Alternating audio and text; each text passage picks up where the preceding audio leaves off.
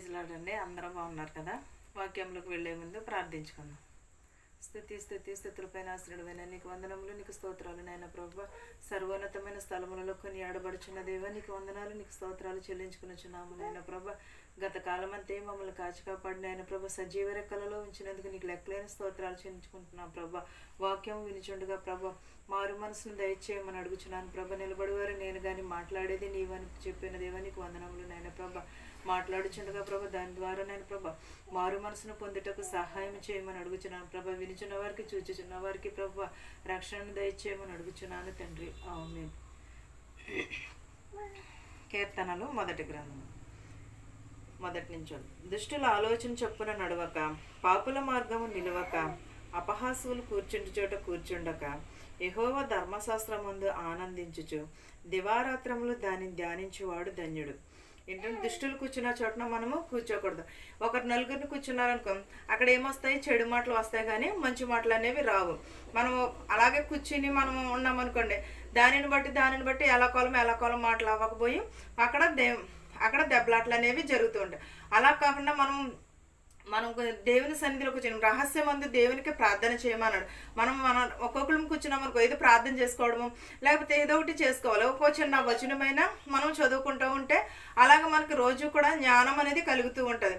మనం దృష్టి నుంచి మనం తప్పించుకున్నట్టు మనం ఒక మార్గం ఏర్పరచుకున్నట్టు ఉంటుంది. దేవుని సేవల్లో మనం ఎలాగైనా సరే కొంచెం ఎదరకు వెళుతాం. దేవుని వాక్యం దివారాత్రములు మన పాపుల మార్గమును నిలువక, అపహాసులు కూర్చుండు చోటను కూర్చుండవద్దని చెప్తున్నాడు. అపహాసులు కూర్చుండే చోట కూర్చుంటే ఏమొస్తాయి? చెడు మాటలు, వాళ్ళ మీద వీళ్ళ మీద ముసలమ్మ ముచ్చట్లు, లేకపోతే వీళ్ళు ఎలా చేశారు అలా ఇవే వస్తాయి. అదే మనం ఇంట్లో కూర్చుని మనం ప్రార్థన కానీ వాకింగ్ కానీ చదువుకుంటే ఏమొస్తుంది? మనకి దీవెనలు వస్తాయి. దేవుడు అంటే ఏంటో కూడా తెలుస్తూ ఉంటుంది. యెహోవా యందు ధర్మశాస్త్రమునందు ఆనందించేవారు దివారాత్రములు దానిని ధ్యానించేవాడు ధన్యుడు. యెహోవా ధర్మశాస్త్రమును ఆనందించడం. యెహోవా ధర్మశాస్త్రం వాక్యం బైబిల్ తీసుకుని మనం చదువుకుంటే మనకి ఆనందం వస్తుంది. దివారాత్రములు కూడా దానిని ధ్యానించేవాడు ధన్యుడు అని చెప్పుచున్నాడు. మన వాక్యం ఎప్పుడూ కూడా చదువుతూ ఉంటాం. చదివిది విడిచిపెట్టేసేవారు కాకుండా మన హృదయంలో నింపుకునేవారుగానే ఉండాలి. అతడు నీటి కాలువ ఏరున నాటబడినదే, ఆకు వాడక తన కాలమందు ఫలించు చెట్టు వలె నుండును. అతడు చేయనదంతయు సఫలమగును. అతడు నీటి కాలువ ఏరినను. మనం వాక్యం చదివితే వాక్యం అనే నీళ్లను మన హృదయంలో నింపుకుంటే దానిని అలా ప్రవహిస్తూ ఉంటానని చెప్పుచున్నాడు. వాక్యం అనే నీళ్లను మన హృదయంలో నింపుకోమని, దాని ద్వారా వాక్యము మన పాదములకు దీపమైనది, అది మన త్రోవలకు వెలుగై ఉన్నది. దివారాత్రములు కూడా వాక్యమునే ధ్యానించమంటున్నాడు. దివారాత్రం యెహోవా ఇచ్చు అనుగ్రహమును మనం పొందుకోమని అంటున్నాడు. దివారాత్రములు కూడా ధ్యానించేవాడు ధన్యుడు అంటున్నాడు. అతడు మనం ఒక చెట్టును కాలువ పక్కన పాతామనుకోండి, అదేం చేస్తుంది? మనం నీళ్ళు వేయకపోయినా సరే ఆ ఏరు లాక్కుని దానికి అలాగే అభివృద్ధి చెందుతూ ఉంటుంది. మనం ఏం చేయాలి? ఒక వాక్యం చదువుకుని దానిని ధ్యానించుకుంటూ ఉంటే మన హృదయంలో కూడా అలాగే నాటుకుంటూ ఉంటుంది. అతడు నీటి కాలువ ఏరిన నాటబడినదే, ఆకువాడక తన కాలం ముందు ఫలమిచ్చి చెట్టు వలె ఉంటుంది. అతడు చేయనదంతయు సఫలమగును. ఏ కాలంలో కాసే పళ్ళు ఆ కాలంలోనే కాస్తూ ఉంటాయంటారు కదా. అలాగే మనం వాక్యం చదువుకుంటూ ఉంటే దేవుడు ఎప్పుడు మనల్ని ఫలించాలని చేస్తాడు, ఫలించేవారిగా చేస్తాడో అప్పుడు దేవుడు మన ఫలితమును వారు చేస్తూ ఉంటాడు. మన ఫలితమును దేవుడు ఇస్తూ ఉంటాడు. తగిన సమయం ముందు మనకి ఏమి కావాలో ఏది చెయ్యాలో దేవుడే మనల్ని ఎంచుకుంటూ ఉంటాడు. తగిన కాలమందు చెట్టు వలె నుండుటకు అతడు చేయనదంతయు సఫలమగును. దుష్టులు అలాగును నుండక గాలికి చెదరగొట్టు పొట్టు వలె నుందురు.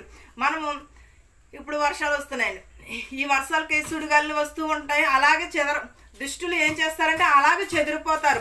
కానీ దేవుని వాక్యం దేవుని పట్టుకుని ఉంటే ఎప్పుడూ కూడా బైబిల్ని విడిచిపెట్టరు, ఎప్పుడూ కూడా వాక్యాన్ని త్రోసివేయరు, ఎప్పుడూ కూడా వాక్యం నందునే నిలకడే. ఎవరు ఎన్ని అన్నాను కూడా, ఎన్ని శోధనలు వచ్చినా ఎన్ని వేదనలు వచ్చినా కూడా వాక్యమును మాత్రము విడిచిపెట్టరు. ఎందుకంటే దేవుడు మనల్ని పట్టుకునేనాడు. దుష్టులు మనము అలా కాకుండా ఎదుటి వారిని మనం హింసించకూడదు. ఎప్పుడు కూడా ఏం చేస్తామంటే దుష్టులు హింసిస్తారు. అలాగా దేవుని వాక్యం చదువుకున్న వాళ్ళు కానీ బైబిల్ చదివేవారు కానీ ఎవరನ್ನು కూడా అలా చేయరు. దుష్టులు ఏం చేస్తారంటే వాళ్ళు బతుకు తెరువు కోసం ఎన్నుకున్నారు కాబట్టి వాళ్ళు ఏం చేస్తారంటే అలాగే ఎదుటివారిని హింసిస్తూ ఉంటారు, ఎదుటివారిని మాటలతో బాధ పెడుతూ ఉంటారు. కానీ దేవుడు ఒక రోజున తీర్పు కాలం ఉన్నది. ఆ తీర్పు రోజున ప్రతి ఒక్కరికి కూడా తీర్పు ఉంటుంది. ఆ రోజునే లెక్క అప్పగించుకోవాల్సి వచ్చి ఉంటుంది. ఇవాళ నేను చెప్తున్నాను కదా అని నేనేం గొప్ప కాదు, కానీ ప్రతి ఒక్కరికి కూడా ఒక రోజు ఉన్నది తీర్పు అనేది. ఆ రోజున ప్రతి ఒక్కరు కూడా మనం చేసిన ప్రతి ఒక్కటి క్రియలకు కూడా దేవుని ఎదుట ఒప్పుకోవాలి. దేవుని ఎదుట మనం ఒప్పుకుని అప్పుడు మనకి తీర్పు తీర్చబడుతుంది. ఒకవేళ నేను దుష్టులు అలాగనుండక గాలికి చెదరగొట్టు పొట్టువలే అని ఉంటారు. అంటే గాలికి చెదరగొట్టు వాళ్ళు ఎటు వెళ్తారో ఎటు ఉంటారో కూడా ఎవరికి కూడా తెలియదు. ఎందుకంటే దేవుడు ఎన్నుకుంటేనే మాత్రమే వాక్యంలో